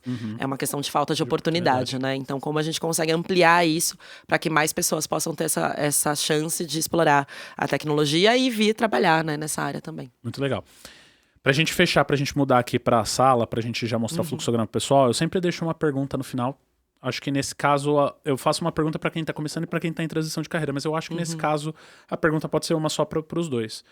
Deixa uma mensagem para quem está começando ou para quem está em transição de carreira, da sua opinião, o que talvez seja a maior dor do que você ouve das pessoas da programaria e como que você pode encorajar essas pessoas, né? Eu acho que o nosso episódio foi muito pautado no medo. Como que a gente pode, nessa mensagem, tirar o medo dessas pessoas sobre tecnologia e trabalhar, estudar com a gente e tudo mais? Boa. Acho que vai com medo mesmo. Tá com medo, né? Vai com medo mesmo. Para mulheres, né? Para grupos minorizados, tem muito o que a gente fala da síndrome da pessoa impostora. Que nada mais é você achar que você não tem condições de dar conta de um desafio. Só que a gente repete muito isso, assim, cara, mas se é um desafio, você não tem que ter condições de dar conta, né? Porque o desafio, por definição, é algo para o qual você não está preparado. Exatamente. Senão seria apenas mais uma atividade cotidiana que você já domina. E não deixar de fazer uma coisa por medo de não conseguir, é a pior coisa que você pode fazer por você, porque você não se coloca em movimento, né? Você não aprende.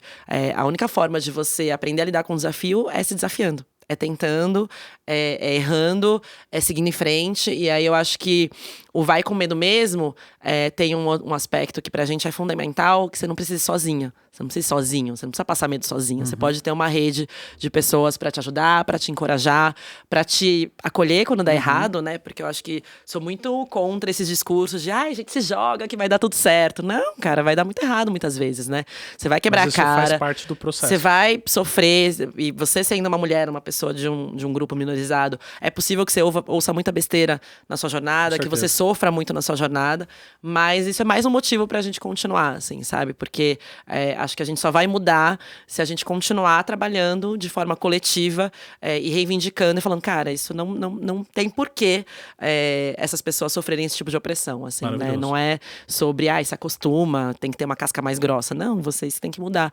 Esses homens brancos. Temos até amigos que são, gente, homens brancos. Temos até amigos que são brancos. Mas como que essas pessoas também são chamadas à conversa e entendem a sua responsabilidade, né, para a construção dessa tecnologia. A gente entender o nosso privilégio é uma parte muito importante, né? Eu acho que essa foi a missão da Devaria. A Devaria, ela surgiu com essa dor do tipo assim, cara, eu preciso melhorar. Eu olhei pro mercado, a gente contratando aqui com a Verso, pré-pandemia, a gente contratando pra caramba. Eu falei, cara, a galera que tá vindo muito despreparada. Como que eu posso fazer para que a pessoa que não tenha condição de pagar uma faculdade possa estudar comigo e ter um emprego como se ela tivesse feito? A Devaria surgiu justo nisso e é a questão do meu privilégio, né? Como que eu posso me responsabilizar e apoiar a comunidade nisso, né? Perfeito. Para fechar a pesquisa, eu lembrei de um dado legal, né? Do medo vai com medo mesmo. Tem um dado que diz que a dor do arrependimento de não ter feito é maior do que ter feito errado, tá? Então, anotem isso daí. Aí. Vamos mudar a sala. Gostou? Incrível, muito obrigada. Foi um papo incrível. Sigam a Iana, vai ter as redes sociais dela aqui. Se você tiver precisando de mais um pouquinho de coragem, a coragem pessoa tá aqui. A gente vai mudar a sala e a gente já volta rapidinho, tá bom? Vejo vocês já. Beijo e valeu!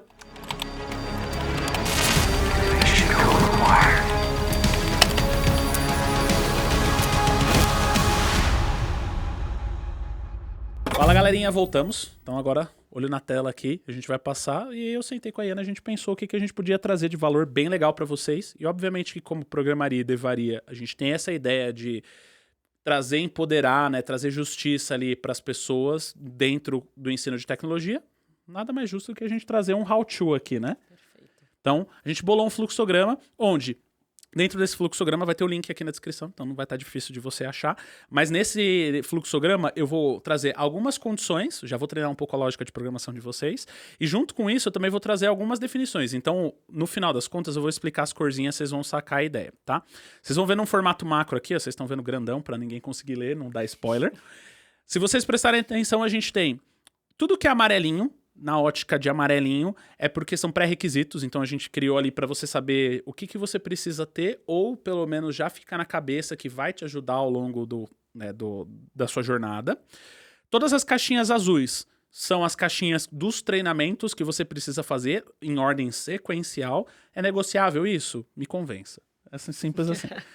A ideia é que é um pouco da nossa experiência, um pouco do que a gente acredita, o que você precisa saber antes para poder estudar depois, porque senão fica aquele gap, né? Tô estudando programação web, mas eu não sei o que é um banco de dados. Começa a criar muitas deficiências. Então eu tentei fazer estruturadinho. E aqui em cima é o desafio final. Então, a partir do momento que você fez um treinamento e você consegue responder as perguntas que eu deixei em cima, sinal que você conseguiu absorver pelo menos o que é mais importante para a programação daquele assunto. Não quer dizer que não tem outros assuntos importantes, mas para você ser um bom programador, programadora, certo? Aqui, como um bom fluxograma, toda caixinha preta é uma condição, então um caminho ou outro, tá?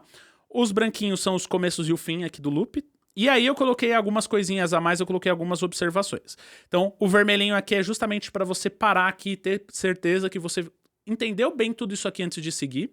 Os verdinhos são algumas colocações aqui que eu coloquei para você ter certeza. E este amarelo aqui é porque eu não queria falar isso, porque isso não é diferencial para a primeira versão para você trabalhar na área, mas seria um próximo passo para você já estudar. A gente pensou em bastante coisa, né? Vai estar bem completo, gente. Então, não tem nem desculpa. Se liga. Então, vamos lá. Então, ó, trazendo agora um baita zoom aqui para vocês poderem acompanhar, né? Então, qual que é a ideia desse fluxograma? Quero iniciar na carreira de programação. Ponto. Quais são os 3 pré-requisitos que a gente, inclusive, falou no podcast, né? Computador, internet e tempo para se dedicar. Rafa e Ana, computador é obrigatório? A gente já falou que não, mas a gente acredita que a absorção é muito maior, principalmente porque você consegue ver o vídeo. Imagina você ver o Rafa digitando aqui a linha de código e você tentando fazer assim para entender a linha de código. Não me parece que o Zoom vai ajudar muito. Então o computador ele facilita nessa questão, principalmente para você dar um alt tab, um pause ali, né? Então ele facilita. E eu acho que esse aqui não tem, eu acho que esse é o ponto mais importante. Não adianta você não ter tempo para se dedicar, né, Ian? É tempo e disciplina, né, gente? Porque acho que um dos principais desafios né? quando você tá começando é se organizar mesmo para isso, né? Você, de fato, poxa, tô afim, então como que eu vou me organizar e despender tempo, disciplina e consistência, né? Porque não adianta também você ficar, beleza, estudei 5 horas, meu Deus, tô aqui e no dia seguinte, daqui a um mês você não estudar mais nada, Exatamente. Né? Então, a consistência também é muito importante. Boa. Então eu deixei o primeiro cheque aqui para você se perguntar, mas Rafa e Ana, eu não sei escolher meu computador. Calma que lá na frente vai chegar. Então assim, isso aqui é um pré-requisito, mas nesse momento você não sabe escolher o seu computador, segue. Mas de qualquer forma é importante que você, em algum momento, possa ter um computador para te ajudar a trabalhar. Depois que você tem todos os pré-requisitos, a primeira pergunta é uma autoavaliação. Então, meu conhecimento sobre a área é sei muito pouco ou nada, ou já tenho uma certa familiaridade. Isso aqui, a gente sabe que faz muita diferença. Então, se você é uma pessoa que está acostumada com computador, já jogou um pouco, né, tem uma familiaridade com jogos ou com muita rede social, assim, sabe fazer post e tudo mais, você já tem uma certa familiaridade. Talvez os 2 primeiros tópicos não sejam tão importantes. Se não, volta aqui e faz os 2 primeiros tópicos, tá? Então, primeiro tópico que a gente colocou aqui, que para quem sabe pouco ou nada, história da computação. A gente já tá falando, a própria camiseta da Iana já disse. Se você não sabe quem é a Ada Lovelace, você já precisa estudar de qualquer forma. Então, o que é um computador? Perguntas que eu deixei aqui, né? O que é um computador e o que diferencia um computador de 20 anos atrás e o de hoje? Então, se você não souber responder essas 2 perguntas, é porque você conhece pouco de história da computação. Ah, Rafa, Ana, mas por que história da computação é importante? Você vai me agradecer depois, porque, inclusive, se você não sabe quem é Ada Lovelace, se você não sabe quem que é Alan Curry e tudo mais, vai ser difícil você entender o que é programação, o que é algoritmo, o que é criptografia, porque essas pessoas são os pais desses conceitos, tá? E aí você conhecer, por exemplo, por que a criptografia surgiu na Segunda Guerra Mundial é importante para você entender por que a criptografia é usada até hoje. Beleza. Para quem ainda não tem muita familiaridade, a gente sugere mais uma coisa que você acha muito fácil na internet, que são algumas sugestões de digitação e facilidade de computador, né? Familiaridade com o computador. Porque uma coisa é você ter um computador, outra coisa é, você sabe ali como você abre um Word, você sabe ali como você digita numa velocidade que você se sente agradável ali, né? Ou você ainda pega ali um pouquinho de milinho e tá tudo bem. Então, segundo curso, para quem ainda sabe pouco, digitação, né? E familiaridade com o computador, você vai achar vários vídeos na internet com isso. 2 perguntas que eu quero que você responda, né? Saber achar todas as teclas do teclado com acento, isso é um desafio. Então, a hora que você falar assim, eu sei fazer um A com crase rápido, aí a digitação tá firmeza. E criar familiaridade com o mouse. 1 clique, 2 cliques e seleção em massa, né? Tipo, fazer seleção em massa, saber... Essa fluência, né, saber, dos movimentos. Porque isso é importante, tá? Então, quanto mais familiaridade você tiver com teclado e mouse, mais vai te ajudar. Esses 2 são rapidinhos, é só pra você ter uma ideia. E aí, aqui a gente tem a primeira bifurcação, né? Seja você que sabe um pouquinho ou que não sabe nada, a gente chega na primeira matéria que ela é obrigatória, que é a introdução à computação. Isso você tem em faculdades, mas você vai achar muitos conteúdos, inclusive na Devaria, então se precisar, tá aí, a gente tá pra ir pra se ajudar. Que é o quê? O que eu espero que você responda no final desse módulo? O que é hardware e software? Tá? Então, você precisa ter claro, seu computador ele é composto de hardware e software. O que é o hardware e o que é o software? Porque como é que você vai ser programador se você não sabe a diferença? Uma pergunta muito importante. Qual a diferença entre um computador pessoal e um mainframe? Legal vocês saberem a diferença, por mais que vocês não tenham um. O que é um sistema operacional? Opa, acho que precisa saber isso para ser programador, né? De leve. E o que é uma thread? Vou deixar essa aqui como a última pergunta para você entender ali o básico do conhecimento ali de introdução à computação. Depois disso, próxima questão é infraestrutura e redes. Mas por que não tem programação? Eu sempre faço analogia, não sei se vocês, nos treinamentos, na comunicação com todo o pessoal que vocês têm na programaria, se vocês costumam ter essa analogia, mas eu falo que o programador, ele é assim como o médico. Quando você é programador back-end de C#, você é um especialista, você é como se fosse um ortopedista, você estudou tudo e aí você especializou em ortopedia.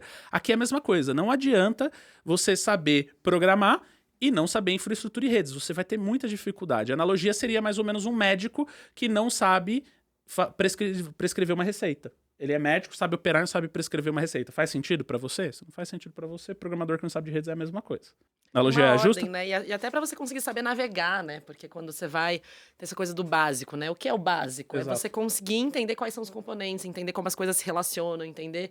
E até pra você conseguir saber que você sabe muito pouco. Que Exatamente. é uma dificuldade de quem tá começando, né? Então, ter uma visão geral ajuda bastante. Exatamente. E isso, na hora que começar a entrar a placa-mãe, eu não vou dar a resposta agora, mas quando vocês entrarem lá na frente, vocês vão falar, o processador faz isso, por isso que minha linguagem, quando faz isso, eu uso a memória RAM para isso. Opa, você já entendeu a função do hardware dentro da programação, tá? Então, dentro das perguntinhas que eu quero que vocês avaliem, para que serve uma placa-mãe e o processador? Qual a diferença entre HD, SSD e memória RAM? Isso aqui é extremamente importante para o programador. Isso aqui vai mudar a vida de vocês na hora que vocês começarem a programar. O que é rede de computadores e internet? Porque a gente usa a internet, mas não sabe exatamente como que isso funciona. Tipo, e se a internet cair, o que pode acontecer? Inclusive, tem um vídeo no YouTube bem legal, o que aconteceria com o mundo se a internet agora deixasse de existir. Como temos internet em casa e como funciona o Wi-Fi? A próxima, já sei o que é a internet, mas como que ela chega na minha casa e como que o meu celular está conectado no meu Wi-Fi? E por último, né, mais 2 perguntinhas, o que é um servidor e o que são protocolos de rede? Isso aqui não tem bom programador que não sabe minimamente isso, tá, gente? Falo com conhecimento de causa, tá? Essa é uma aula da programaria que faz muito sucesso, porque é quando as pessoas descobrem, não é uma nuvem... Não é uma coisa etérea que está no ar apenas e funciona de maneira mágica. Não é radiofrequência, que nem a gente está acostumado, né? Nas frequências de rádio. Exatamente. Massa. Então, olha aqui, né? Então, temos na programaria, infraestrutura e redes. Olha aqui, a gente já está juntando várias pontas aqui. Não tem como vocês não estudarem isso, hein? E aí vem para os meus queridinhos. Não tem jeito. Bom programador igual boa pessoa de lógica. Eu separei em 2 módulos de lógica. Por quê? Primeiro você precisa entender o que é lógica de programação e depois você precisa entender sobre algoritmos e tudo mais. Então, lógica de programação é sobre conceito. Então, o que você precisa responder sobre lógica de programação? O que é lógica e sequência lógica? O que é um algoritmo e o que é um fluxograma? Ou seja, a hora que você entender intrinsecamente o que é cada um deles, você já pode passar para o próximo módulo. O próximo módulo já é mais sobre executar a lógica de programação. Então, a primeira pergunta que você precisa responder é o que é uma variável, para que serve um C, né, a condição C, para que serve um loop e faça pelo menos alguns exercícios em Portugal. Tente criar analogias com o mundo real e fazer... Eu dei um exemplo aqui, tipo, por exemplo, receita de café, né? Então, você conseguir pegar ali... Eu acho que essa é uma coisa que as pessoas, no começo do estudo de programação, têm muita dificuldade de enxergar o mundo real dentro do computacional. Então, o algoritmo nada mais é que uma receita de bolo. Se você conseguir fazer uma receita de café, uma receita de bolo dentro de um algoritmo, vocês vão ver que vai começar a fazer sentido na cabeça de vocês, tá? Depois a gente vai para 2 módulos de banco de dados, tá? Por que tudo isso antes de falar de linguagem de programação? A gente já falou, você precisa entender na sequência. Agora que eu já sei, eu já tenho um pouco mais de lógica, agora eu posso entender o que é dado, porque aí vai fazer sentido para você. Então, banco de dados 1. O que é dado e qual a diferença entre dado e informação? Se é que tem, vocês vão me dizer. Para que serve um banco de dados? Qual que é a função dele? Por que usamos tabela? E aqui eu coloquei um asterisco, né? Dica para orientação a objetos. Então, vocês vão perceber que isso aqui vai ajudar vocês na orientação a objetos se vocês entenderem bem qual que é a função das tabelas. E, por último, o que é o SQL? Então, a hora que você sabe o que é o SQL, você já pode passar para o próximo módulo, que aí é a execução de SQL. Então, segundo módulo de banco de dados. Como adicionar e buscar, né, dados em tabelas. Para que serve uma chave primária e uma chave composta. Quais são os principais tipos de dados de um banco de dados, ou seja, quais são os tipos de informação que a gente guarda e como uma aplicação se conecta a um banco de dados. Perguntinhas boas aqui para você ter. E aí, a gente já quebrou o gelo dos conhecimentos que a gente chama de core, né? Então, que você precisa efetivamente ter para começar a trilhar efetivamente na programação. E aí a gente vai para HTML, que é a primeira linguagem de programação? Não, HTML não é linguagem. Então... é só uma marcação, mas você precisa saber HTML porque hoje quase tudo é web, então você precisa saber. Então, primeiro, o que é o HTML? Já dei um pouco de resposta aí, né? Como o navegador entende o HTML, porque uma coisa é você programar o HTML, outra coisa é você entender efetivamente o que o navegador faz com aquela informação. Isso ajuda muito, né? Porque responde várias dúvidas que você tem ao longo do seu aprendizado, quando você fala, tá, é assim porque quando o navegador vai interpretar isso... ele vai fazer assado, né? Então, acho que a gente gosta muito na programaria disso, né? De explicar o porquê das coisas, total, né? Não é total. Só assim, isso aqui... não existe mágica, né? Isso, usa assim, etc. Não, isso é assim por quê? Porque acho que é uma forma de...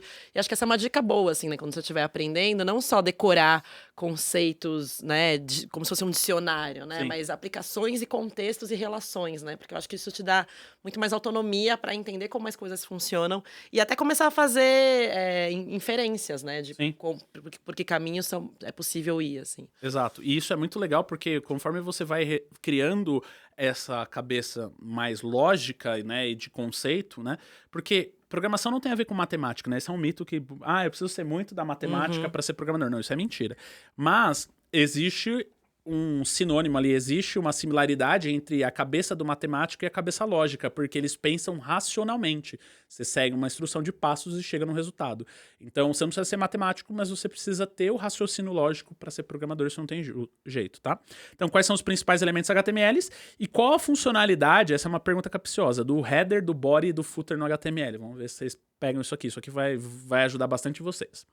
Aí depois eu passo o CSS, né? Inclusive, eu falo bastante e vocês devem ter na programaria também, que é qual que é a função de cada um desses três na web, né? Isso aqui faz uma coisa, isso aqui faz outra coisa e isso aqui faz outra coisa. Se vocês quiserem assistir na programaria ou na Devaria, vocês vão entender a funcionalidade, mas eu vou deixar vocês entenderem por conta própria, tá? Então, qual que é a funcionalidade do CSS? Onde o CSS é utilizado na web, ou seja, onde que ele começa a nascer, qual que é a função dele, quais são os principais seletores do CSS, e aí eu deixei por último, né, como uma ação futura, estudar futuramente sobre processadores de CSS e seletores avançados como de ação. Você precisa disso para ser programador no primeiro momento? Não, mas isso aqui um bom programador web precisa saber em algum momento, a hora que você escolher um framework. Então eu deixei aqui já um how-to pro futuro, tá? Aí a gente vai aqui pro JavaScript. Então, aí sim, começa a linguagem de programação. Qual que é a funcionalidade do JavaScript? Onde o JavaScript é utilizado na web? O que é o DOM? Isso aqui vai salvar a vida de vocês infinitas vezes, na hora que vocês entenderem isso aqui. E criem comportamentos em páginas usando o JavaScript. Então, tudo que vocês treinaram até agora de HTML e CSS, dá vida com o JavaScript e vê a mágica acontecendo, principalmente com o JavaScript DOM, tá?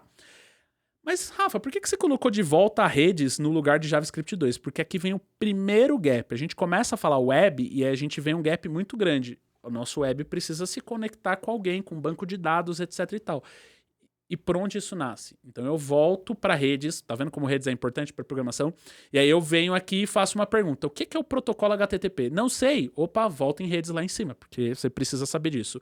Quais são os métodos HTTP? Importante. E o que é um cliente-servidor? Porque isso vai te ajudar na hora de você fazer todos os testes ali.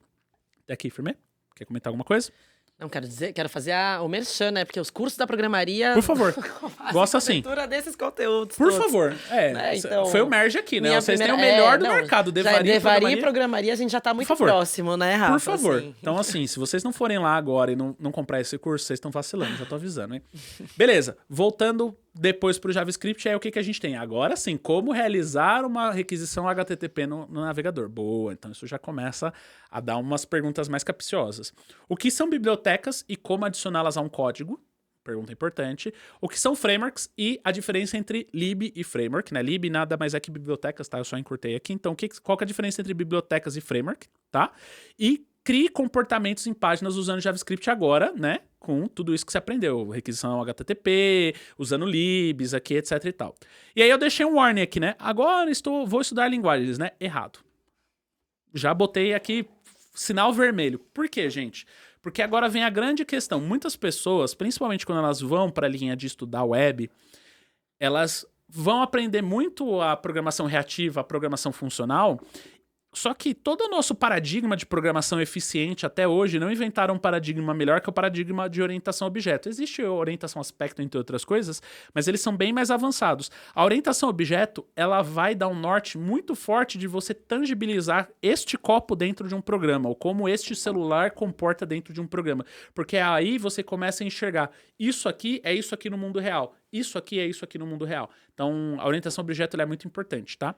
Então, a primeira perguntinha que você precisa saber é o que é classe, objeto e herança, certo? O que são características e comportamentos das classes? Qual a principal função da orientação a objeto, né? Mais ou menos isso que eu falei agora. E o que é abstração e por que ela é tão importante. A hora que vocês entenderem isso, vai mudar muito o jogo de vocês de programação, porque vocês vão fazer mais com menos. Eu vejo que isso é uma dificuldade de quem está iniciando. Não tem ali reutilização de código, porque não domina muito orientação a objeto. Agora sim, linguagens, viu? Eu não fui tão malvado assim, foi só um warning, tá? Então, beleza. Eu indicaria, né? Eu e a Iana aqui, vou até colocar aqui, porque tá na sua conta, tá? Deixa eu só deixar no minúsculo. Eu e a Iana indicaríamos começar pelo back-end.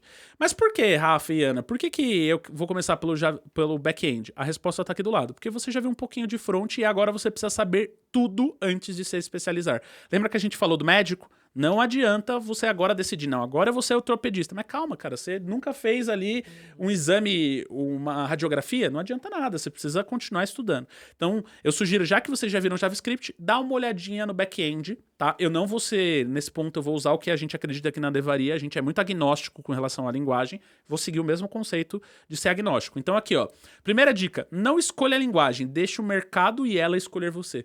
O que isso quer dizer, Rafa e Ana? Que se você quiser escolher a linguagem que todo mundo tá escolhendo, qual que é a chance de você passar no processo seletivo? Você vai disputar com uma pancada de gente, né? Exatamente. Escolhas, né? Então, olha o mercado, olha as vagas que estão preenchidas há mais de 60 dias, as vagas que estão com dificuldades. Eu vou te dizer, tem muita vaga que às vezes não tem uma aplicação e você tá reclamando que você não é chamado para entrevista. Só vou dar esse warning aí. Estude sintaxe, estrutura de repetição e sequência e orientação a objetos em todas e veja qual se identificou mais. E aí eu dei sugestões. Ou seja, de novo, vou sempre fazer analogia com a medicina. Não é para você escolher ortopedia, cardiologia, eu vou fazer cirurgia plástica. Não, você vai estudar todas.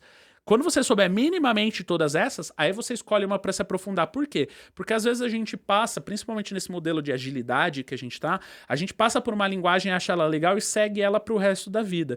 Só que o fato de você ter, e nós que fizemos faculdade temos isso, né? No jornalismo, você não seguiu uma sequência, você viu todas as linhas de jornalismo. Ciências da computação, eu vi pelo menos umas 8 linguagens além do Java, que foi a que eu trabalhava. E por que isso era importante? Para abrir horizontes, para você, inclusive, comparar uma linguagem com outra. Ah, o for no Java é assim, no Go é assim. Opa, já tem um pouco mais de lógica mesmo, né? Começa a complexificar, né, o seu Exatamente. Conhecimento, né? Beleza. Eu acho muito legal isso de estudar e experimentar mesmo diferentes áreas e linguagens, porque acho que te dá essa possibilidade de escolha mesmo, assim, né? Acho que quando a gente tá começando, a gente quer muito que as pessoas deem pra gente, Exatamente. né? Ah, qual que é a melhor linguagem? Certinho. Só que não é uma única, não existe uma resposta única, né? Exatamente. Então acho que é importante a gente ir se acostumando a ser protagonista mesmo, né, das nossas escolhas. Perfeito. E isso passa por buscar informação, por experimentar, por fazer uma trajetória para que você tenha condições, né, de tomar uma escolha mais assertiva. E mais vale uma linguagem que você se identificou e você ama, você vai ganhar muito mais do que você fazer a linguagem que tá todo mundo te ensinando, tá? Beleza, agora que você já escolheu, agora sim, né? Escolheu uma, agora bora aprender back-end. Então, como que a linguagem que você escolheu roda no servidor? Como que conecta no banco de dados? Como gerar requisições HTTP para o seu front, o que é MVC e padrões de arquitetura, e, se você não está entendendo orientações a objetos, volte a entender até você entender. Então, já fiz um fork aqui, um loopzinho. Orientação a objeto é importante, tá, gente? Agora vamos conhecer os frameworks. 3 casas. Exatamente, aqui é quase, a gente tem muita discussão porque na Devaria é um board game, assim, a pessoa vai jogando board game. Então, assim, volte 3 casas aqui se você não entendeu orientação a objeto, tá? Beleza, agora sim, vamos falar de front-end, que eu sei que a maioria das pessoas tem mais familiaridade. Agora que eu já tô letrado, agora que eu já sei todas as áreas da medicina, agora eu vou me especializar na ortopedia. Beleza. Não escolha o framework, deixa o mercado escolher, certo? Já falamos a mesma coisa. Estude sintaxe, componentização, melhores práticas, processadores de estilos, designs responsivos e mobile first, tá? Isso é importante. E as sugestões, obviamente, Vue, JS, React, Angular e Next. Escolheu? Mesma coisa. Vamos agora adentrar nisso aqui. Como a linguagem que você escolheu roda no navegador? Quais são as arquiteturas web atualmente? Quais são as boas práticas para lidar com requisições? E como gerar muitos dados e complexos? A hora que você responder isso, você tá belezinha para fazer.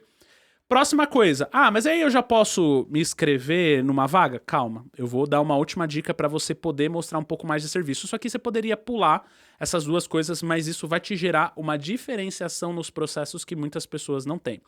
Entende um pouquinho o que é computação em nuvem, como que você faz para subir esse back, esse front, esse banco de dados que você utilizou, mesmo que seja baratinho num free tire da vida, para que você possa ter uma aplicação rodando e Na sequência, quais são as principais preocupações que você tem que ter com infraestrutura, principalmente com custo, né, de infraestrutura cloud. E aí agora você pode pegar um mercadinho, uma farmácia, uma loja de carro, qualquer pessoa que você tenha perto, e aí você vai fazer um site de ponta a ponta. Ah, mas por que eu vou fazer um site se eu quero procurar emprego? Eu vou te contar que isso conta como experiência. Tá dando spoiler lá na frente que vem aí, Então, aguardem. diga-se de passagem, né, gente? Isso já vai criar experiência. Se, estão exigindo 6 meses de experiência, se você ficar 6 meses estudando, fazendo um projeto, é o quê? Experiência. Então, agora sim, já estou apto para começar a ingressar no mercado? Sim. Então, se você não tá, você volta e faz todo o circuito do que você tem dúvida. Responde todas as perguntas e aí você vai lá. Então, agora a gente vai focar nas qualidades de processo. Então, a primeira coisa, currículo. Né? Não faça um currículo único para todos os processos. Crie uma variação, né, e potencialize de acordo com a empresa que você está se candidatando. Tem nada pior que aquele currículo que é mandado 157 vezes, né? A vaga de Java, a pessoa tá falando de JavaScript. Exatamente. Então, que você personaliza, né? A pessoa recrutadora que tá lá do outro lado olhando, ela já tem na cabeça dela quais são as palavras-chave que ela tem que buscar, ela já tá treinada para isso. Então, se você já facilita esse trabalho, né, deixando o seu currículo apropriado para essa vaga, você já ganha pontos na que é frente. exatamente o próximo ponto que a Iana sugeriu. Deixem as informações com referente àquela vaga que você está preenchendo clara. Se a vaga é de JavaScript com React, é a primeira coisa que o recrutador vai procurar no topo da página. Tem que estar lá, né, gente? Por favor, né? Ajuda a te ajudar. Então, às vezes, muitas pessoas têm dificuldade de ser chamada, mas é porque, às vezes, não está estruturado. A pessoa tem o conhecimento, ela só não está sabendo se vender, né? Não apaguem, né? A gente estava discutindo um pouco isso quando a gente estava fazendo aqui, né, Iana? Não apaguem suas experiências antigas. Utilize tudo de bom que você aprendeu para se destacar. Conhecimentos de mercado e habilidades pessoais. Tem muita gente que está em transição de carreira e que fica, nossa, mas eu já tenho, né, uma experiência aqui de 10 anos no mercado financeiro. Vou ter que apagar isso, né? Será que vou começar de novo? Sou júnior de novo? Não, gente, essa bagagem é importante. Você acumulou uma série de soft skills, de Inclusive, contato, é de diferencial, conhecimento. né? Vamos supor que você está procurando uma vaga, você achou uma empresa do setor que você trabalhou a vida inteira. Você vai chegar e falar, além de programar, eu sei de produto. A pessoa fala, mano, incrível. É isso. Então, como que você valoriza suas experiências também? E aqui tem a dica, né? Que eu acho que é a dica de ouro com relação a CV, né? Tem a ver com um pouco do que a gente falou no podcast do se tá com medo, vai com medo mesmo, né? Se candidate na maior quantidade de processos possíveis. Cada processo vai te ensinar algo e aprimorar o seu conhecimento, tá? Sim. Não tenha medo do não. Falamos disso. Fechamos o podcast com isso, né? É isso, exatamente. Então, mas não seja sem noção também, né, gente? Você não tem nenhuma experiência, vai aplicar para uma vaga de arquitetura? Talvez não. Mas boa sorte. As iniciais, talvez, porque aí você tá fazendo a pessoa recrutadora perder o tempo dela também, isso não é legal. Mas se você tem, né, ali, conhece algumas coisas, acha que pode agregar, vai sem medo e aprende com o processo. Vale uma reflexão aqui, uma autoavaliação do que a Iana falou. Se você responde todas essas perguntas, você não é sênior, você é júnior. Então, assim, né? Se você só responde essas perguntas, se você não responde, por exemplo, perguntas o que é microserviço, o que é Docker, essas coisas, esquece. Aqui é para ser júnior. Então, assim, faça uma autoanálise de onde você realmente tá para você também não se candidatar, né, para um negócio que não tem nada a ver, né? Dicas de entrevista. Estude sobre a empresa que vai participar do processo, certo? Faça perguntas, a entrevista é uma conversa, faça-se interessante e interessado na empresa. Não tem nada mais valoroso que uma pessoa que devolve, né? E que faz boas perguntas, né? Eu acho que essa é uma habilidade muito valorizada no mercado de trabalho. Então, pesquisa sobre a empresa, qual é o seu jeito de trabalhar, como você gosta, né,